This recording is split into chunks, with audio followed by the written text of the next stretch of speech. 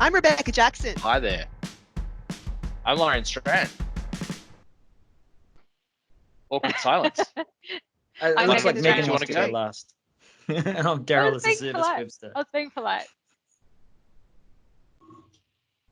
And Cool. We are all. Who's hosting this one? talking- I Me, I'm in think- charge. So, Third tip. am I in charge?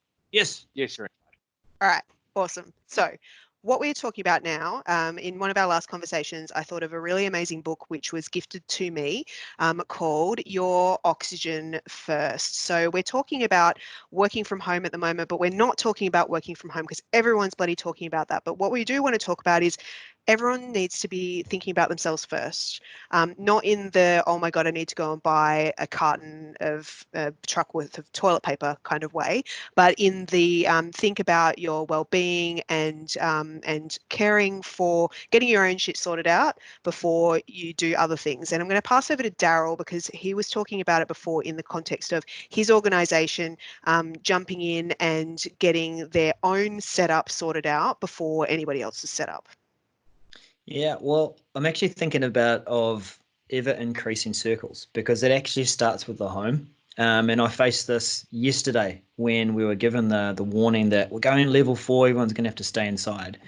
And I had all this stuff lined up, and I thought for meetings and stuff, and I thought, actually, you know what? No, if I don't look after my family first and make sure that my wife's calm, we've done the shopping, everything's good, then I'm going to be no use to anyone. Then it went a bit further out from that. Okay, well, if I don't help my team and my organization to be able to work from home, and we're not going down that track too much, but looking after ourselves, putting our own mask on first so that we can help others. Yeah.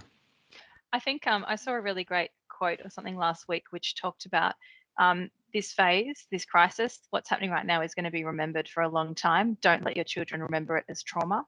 And that really hit home with me. Speaking of the home, is how I carry my children through this right now, because that impacts my work and my day and the stress I bring into my job. And actually this morning when I went for a walk with the dog, because I was by myself, there were loads of people riding bikes together, or not in groups. But what I'm trying to say is there are a lot of parents who are home right now and they're taking the opportunity instead of a commute to go outside and walk with their kid, with the dog, or jog with their kid, or ride with their kid. And all those things are okay, I believe, right now. So yes, family life, stability, calm, and then go into your work and think about what happens there. Right now, to be honest, I have a dog growling at me. I'm doing this a lot because I'm trying to tell her, because speaking of home life, it's past 5 o'clock and she wants her food and she's now growling to get my attention. Just speaking of home stress and everyone. Well, and I think on that topic of home stress, something that you're quite a big part of, Megan. That's going to be fighting words. That's going to cost me later. I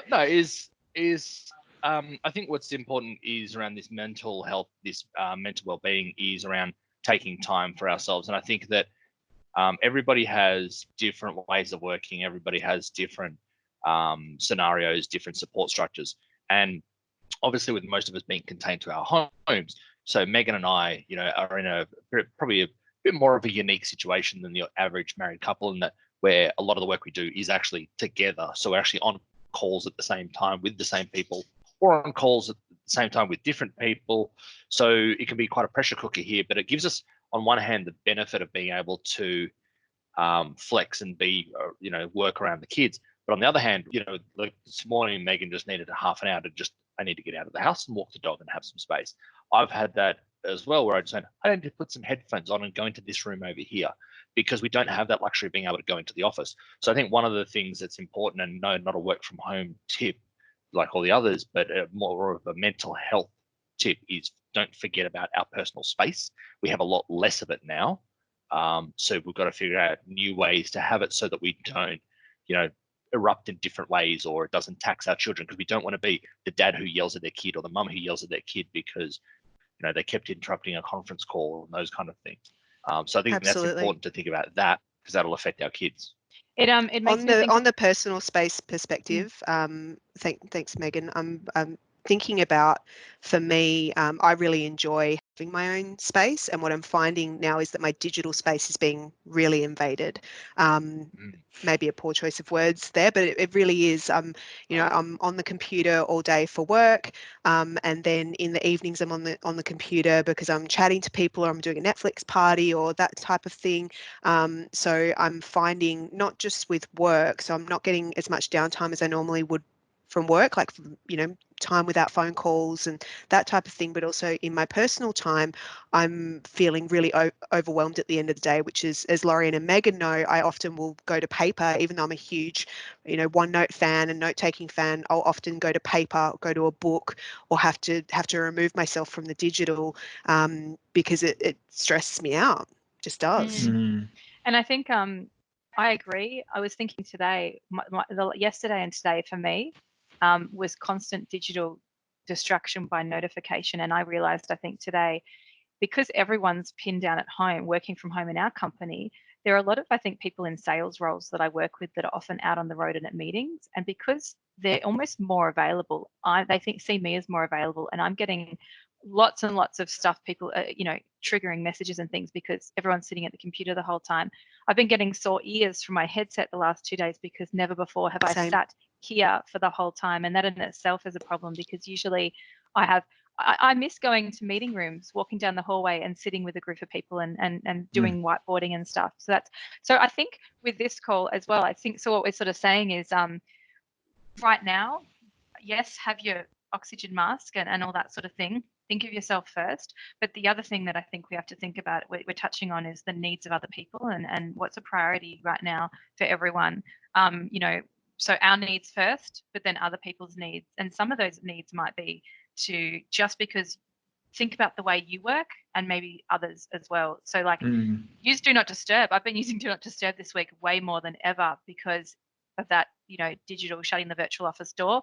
I know Lorian's using Do Not Disturb a lot because we're in the same room just trying to enable. I use it all the time, full stop. Yeah. So just getting your focus, because in this time of stress and crisis, we need to go into that bubble maybe to get stuff done.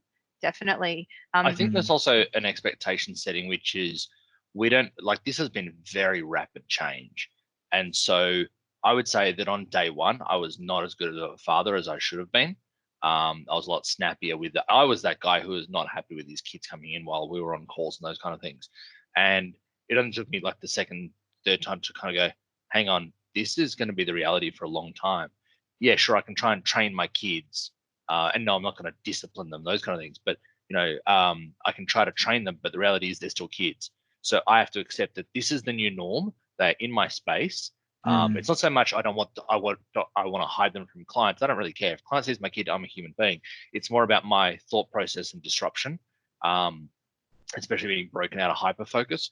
So I think we simply have to, as we're right in this thick of it right now, is part of that mental space and that well-being aspect is look and go, just remember, this is actually how it's going to be. So I can't fix that or change that. I can change me. So I have to change my perspective on how much that interruption affects me, because the reality is it actually doesn't that much.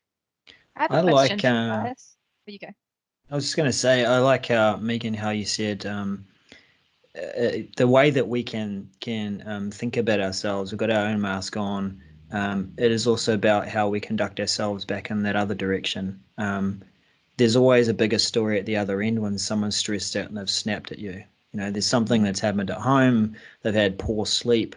They're worried because they don't have as much food in storage as they might. You know, so yeah, exactly. I think that's important. One that I still have to actually discipline myself on this, because I see myself in almost like a jester role. I'm trying to buoyant and keep people up, and that's why I create quite a bit of content.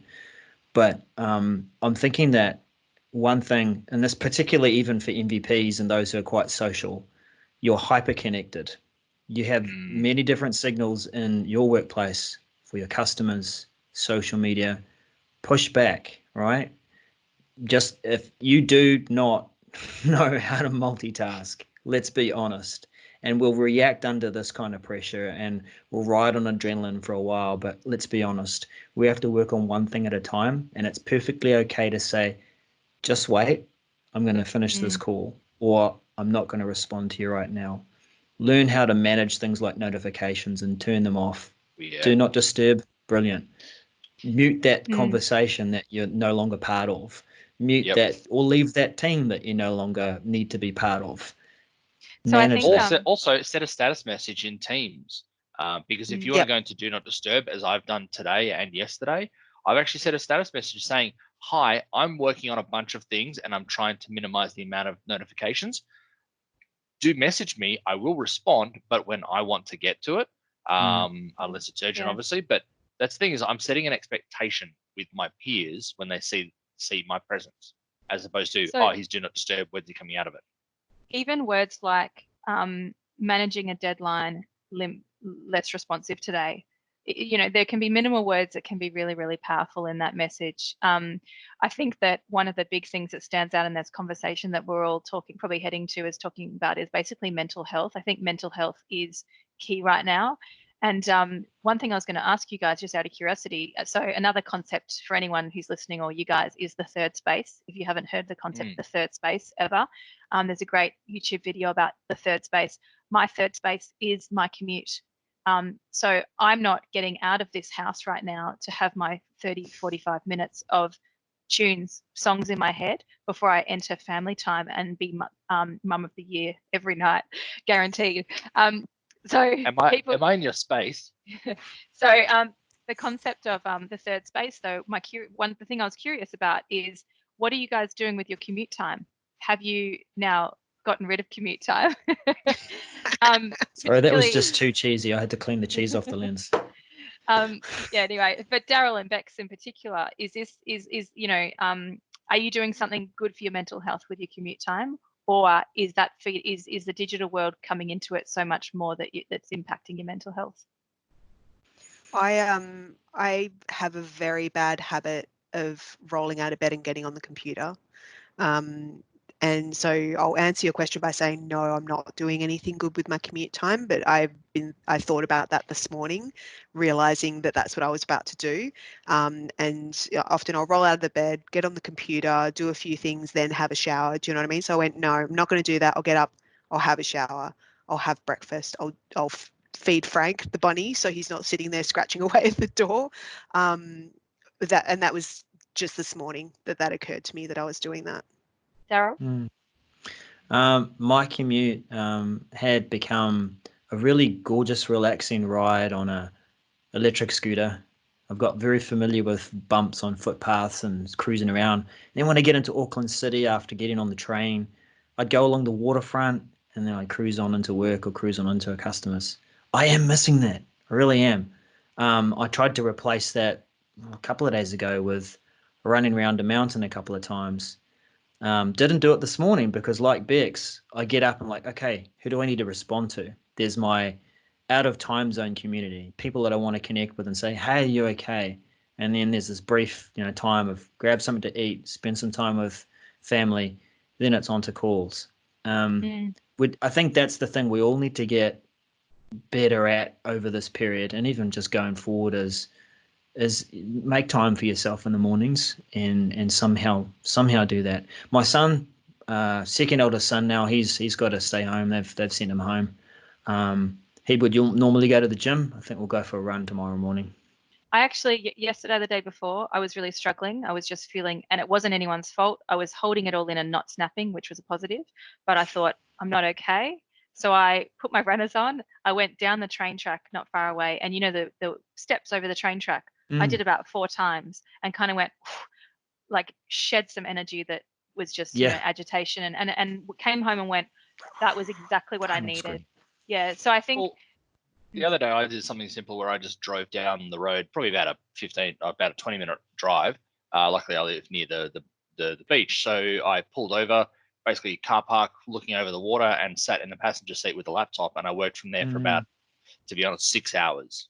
Occasionally getting out for a bit of a stretch, and it was just a different space to be in. But what was good about it as well is not just the different space I got out of the house kind of thing, but it was more about the 20-minute drive that was somewhat slightly scenic because of the water and those kind of things. So I think, you know, to your point, Daryl, if you can't go to the gym, there's going to be a lot of people that's part of their morning routine, that they need that. I used to be one of those guys. You know, so yeah, go for a walk, go for a drive.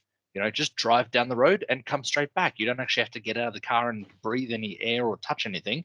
Just And have if that you're routine. housebound, even just switching rooms, the last couple of days, I realized that I was eating lunch at my desk, and I was like, why am I doing this? And I just went, you know, we're only a 2-bedroom apartment here, so I just left the study, went out and watched the news and ate my food in front of the news rather than at my desk in front of my emails. Isn't there something about 15 minutes, but you know.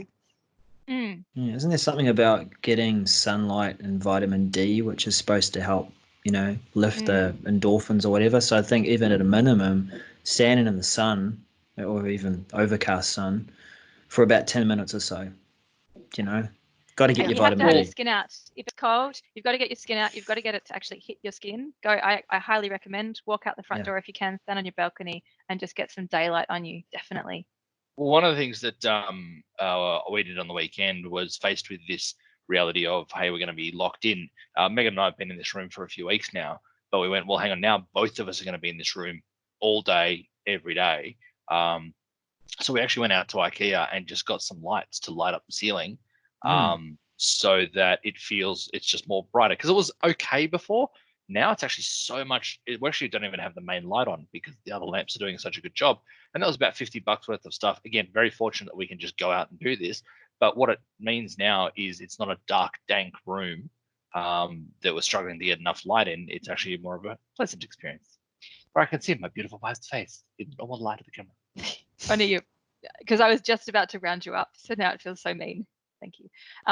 So we're talking about mental health. So I think one thing I was thinking before was find a physical space, find a mental space, whatever you need to do, take a breath, pull back and think, am I okay? What are some little things I can implement to maybe make my day better, make myself cope right now? Go into D&D if you need it, pull away when you need to help yourself, try and get the third space, make sure your oxygen mask is fitted in that. Your oxygen first. Yes. Thanks, Super guys. stuff. Thanks all. Happy mental health.